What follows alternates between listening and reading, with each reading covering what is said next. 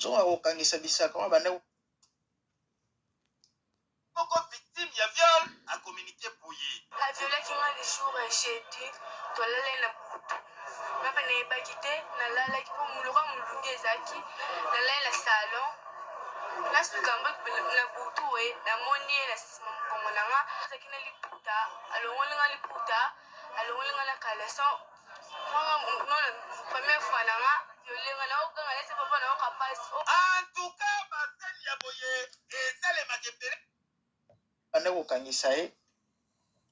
moto bandi ya mdg tv mafuta sika nzambe apambolelanga bino esika nyonso ezwami bino ezali na bino na la grande dame mais kaka nde mpe mosala ngo ya kopesa basango mpo kopesa conseil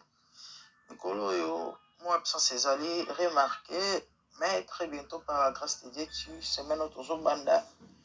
mouvement ezozonga bandeko esali mpasi mpe mawa bamakambo tokokutana nango na vie réelle bamama koleka na mabota na bafamile ya bandako histoire oyo eza ya mpasi mpe ya mawa e oyo tokobetela bino il s'agit d'une fillette ou encore d'une petite fille ya 13 ans oyo baviole pa ya beau-frère na ye ce qui fait vraiment très mal. Et qu'est-ce qu'il y a eu boyoka ndenge mwana azoexplike makambo mobali ya yaya asali ye mwana avanda na yaya na ye esali te ndenge bavandaka wana moko mosusu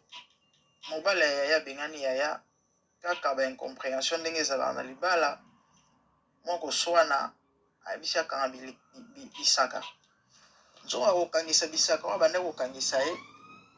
ezalaki parce que bande kolingela mwana boule il fallait sa grande sœur azala absente po ya sala mosala malamu parce que la petite est vulnérable na 13 ans mwana aza na défense moko te quand même mokolo abenganaki ye na babutu tellement bavanda na ndako ya moke ya chambre na salon bino boyebi afrique ndenge ezalaka la petite dormait au salon le monsieur va sortir mpona kokende kosuba soi-disant e ntango akei abimi azongi mwana aza na salon aye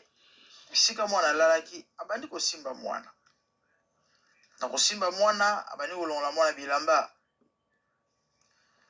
L'enfant ne pouvait rien faire na somo na kobanga alongoli ye liputa alongoli sous-vêtement mawa mingi vraiment ale abandi mosala mwana ya mawa na ya pasi eza abandi koconsidere lokola papa e abandi kobenga ye papa alobi na ye papa j'ai mal ye mal wana ayokaki ondire bayebisaki ye accélère encore ndenge ser na biso auti koyemba nzembo ya Seigneur exagère encore par rapport à ce que tu as fait. Tata na bimisi ba force nyonso, force aérienne, force souterraine, force terrestre, force céleste, force navale. Abimisi leki mobilité makasi nyonso bandeko. Abibisi mwana batu. Talaka moto abimi balite. Na 13 ans s'il vous plaît. Na tata mukolo bozo mona ana telo mabe. Mwana seigneur. Mwana lamuki na tazeli tongo etana abimaka mona kotika ngo boyete. Akenda tie pa na bango na lopango ya famille ake oluka ya na ye. Avandisi ya tala makambo mobali mwasali ngai. Yaya zo bakelete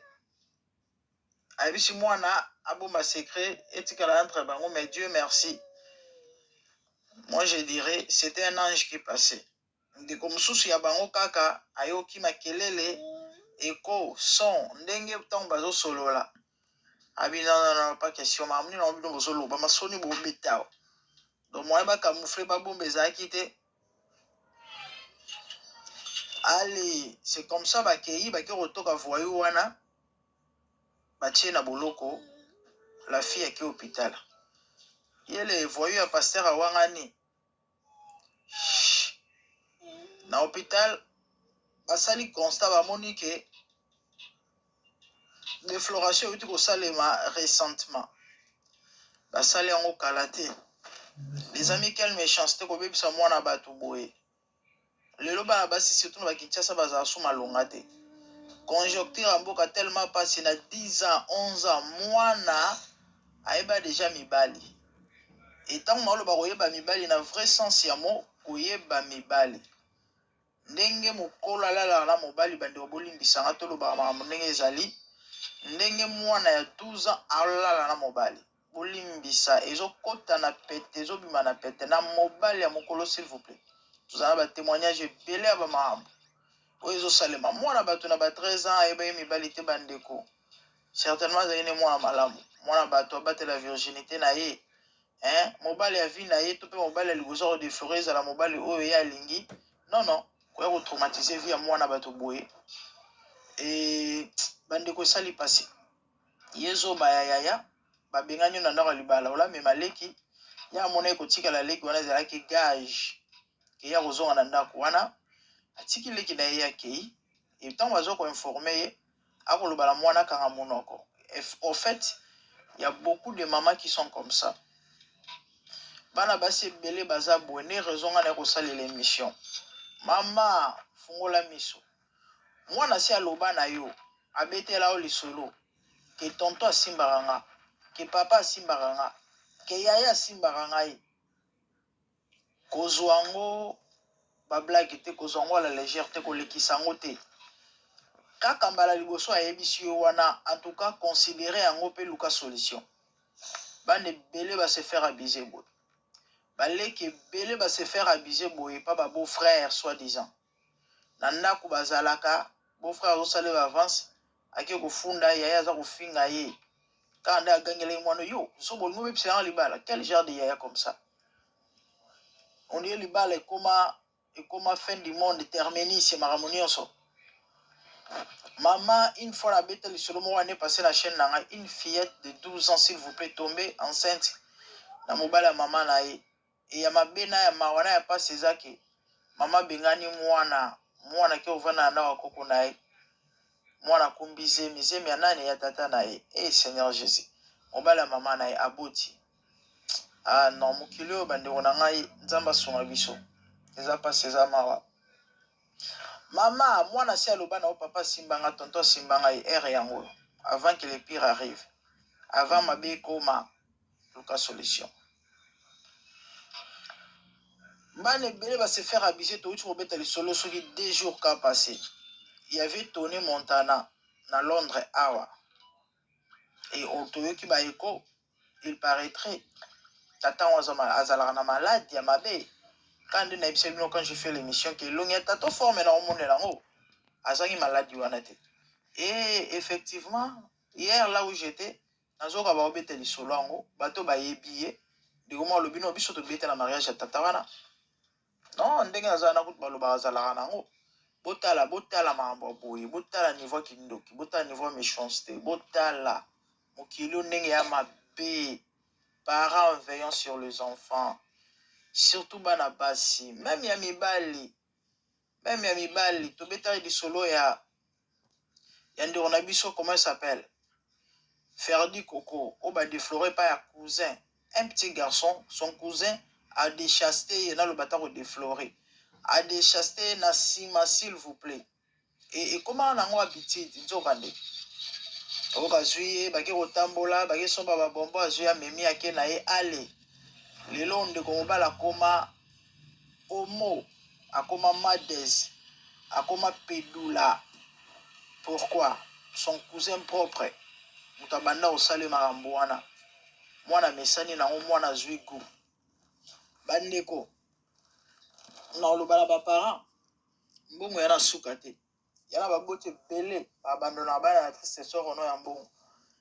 ye fois ke mosala ye fois kende kayu yana bakope na ye mosusu tellement ye alingi libala mingi bolingo oza plus epa mobali na ye mwana te oyo mwana koloba contre mobali eza yango te parce que ye libala nde kokufa eza mpasi eza mama libala ekokufa meki mama na mwana ekufaka te aha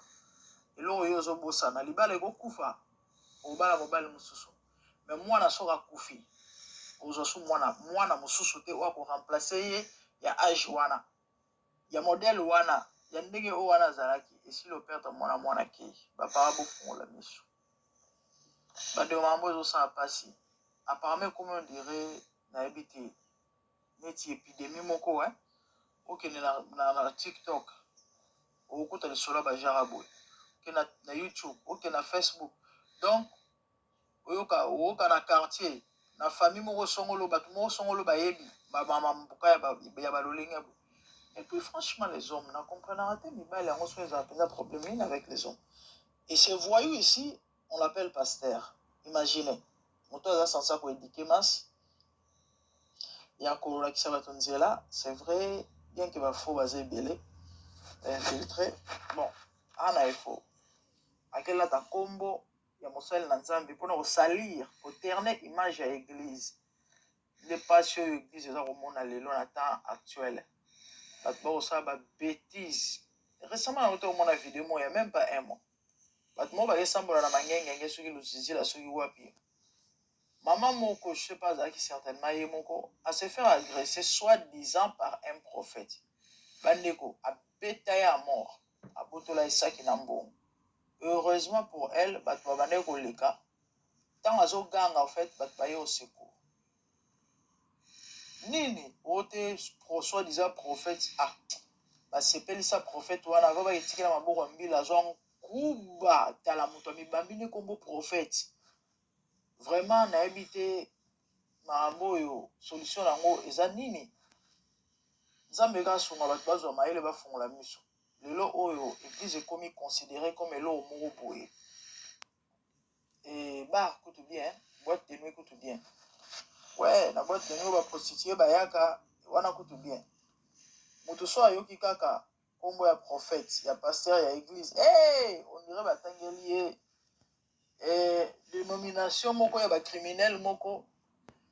ya bamalfaiteur moko ya bandoki moko boye. Oui, pourquoi? Parce que makambo ezosalema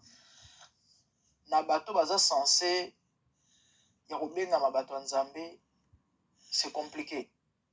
Donc yango na koprofite kaka nde na mesana bandeko koteya bino to mpe koloba na bino ke l'ennemi est venu au nom de l'église. Satan a tellement comprendre que mikolo eza ya kotanga ntango eza sauté amultiplie bastratégie baeffort ki satana ki nguya na ki makasi na ye akoti partout surtout a infiltré plus église. Pourquoi? Po ayebi ke bato bakomi kosambela bato bakomi oluka nzambe bato bacomprendre ke vie oyo sans nzambe mobulu eyesu ko aye na buzoba na bétise au nom ya église. Pourquoi? Po bato balongwa penepene ya nzambe po bato bafinga po bato bakima mosika donc baye bakangela bato porta lola basoi-disant prophète pasteur bandoki bato mabe baocculte lelo na kati ya baéglise bazosala l'insalamable. Oyoka un soi-disant pasteur réputé en mycobologie un bouquin banda ntongo ti pourquoi mais boyoka baodéfendre yango soi-disant que Dieu ne serait pas décédé de son appel. L'homme a des faiblesses, c'est tout à fait normal pasteur akweya bandeko oyo ya kokweya eza eloko kokweya ndenge mosusu fo olukela yango kombo donc moto alala aneka basi l'église nyonso asilisa na basi ya mabala asilisa me bazobenge mosali na nzambe sikoyo bato baza censé bato baa baresponsable ntango baoloki yoka biloko ya boye croyez-vous ke baoya place ya ndenge wana te. Donc lelo église ekóma na image moko boye église ekóma lisanga to mpe esika moko boye ya bandoki ya banganga ya bamalfaiteur ya bato moko boye ya mabe. Donc bato moyen bref bato moyen baya kosambela eza te sikoyo nde place satana aprofitaka mpona kosala bato mabe soki diable akokoka moto te ayebi koza sécurisé il faut aluka bimiso na zone ya sécurité. Frère Patrice ayemba nzembo moko na tribunal aloba maloba moko na nzembo wana na nzembo ayemba makasi nanga nzambe eza epai na yo yesu alobi satana so alinga beto malamu abendo malembe abimisi yo alongoli yo na présence ya nzambe nde eloko diable stratégie diable azosala ayebi ke ntango osambela o encore ntango oza dans une bonne église esika moko oyo nzambe azali akoka yo te ntango otanga nkombo ya yesu akoko te do ifo abimisa yo na zone wana ifo alongola yo siko bastratégie oyo azoutilize yango wana ya baeglise ya mabe ya bafaux prophète ya bapaster ya mabe ya bato mwa lokuta ya bafaux frère et c'est comme ça bandeko baza kodétruire bavie ya bato ebele. Moi je vais conseiller na bana na nzambe bazala vigilant. Yesu alobaki so bomoni bilembo ya bamakambo oyo boyebake mwana moto akomi pembeni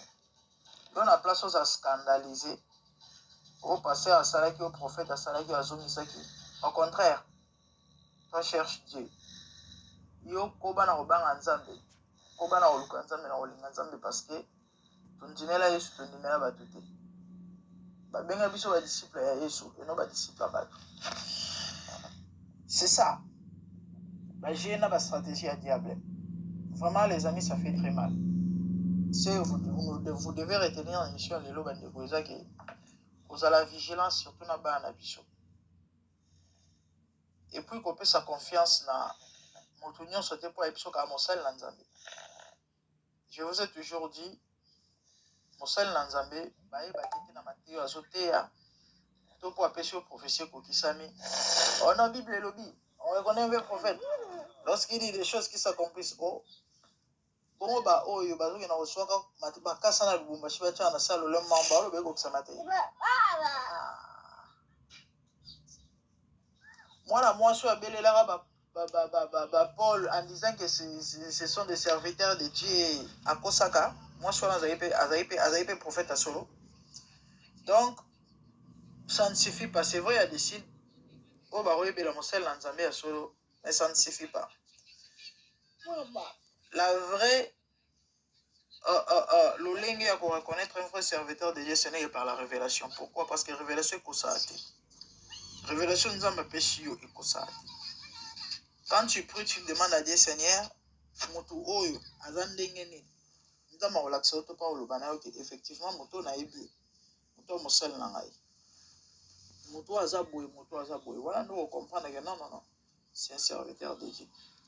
Mais batente bavoyu baventure oyo baza bato te vraiment bandeko na tokomi na biso na suka mingi ya koloba eza te. Abonnez-vous, commentez, partagez, likez et ça bien. C'est bonne chose que le Seigneur vous bénisse.